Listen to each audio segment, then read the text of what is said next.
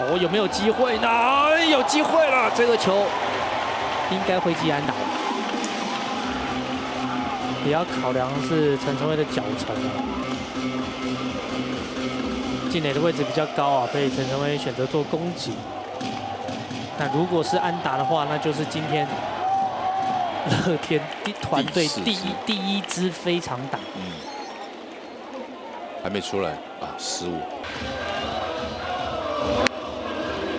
节奏放的比较慢，还是一个比较内侧高的。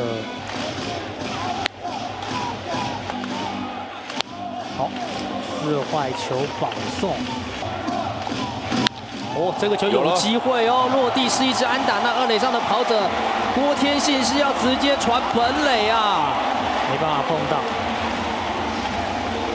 努力的，毕竟也是有速度了，跑回来得分。梁家荣敲出了安打，再掉1分打点。哇，刚刚以为陈晨威的那一支就是失误了。4支安打得7分。哎呦！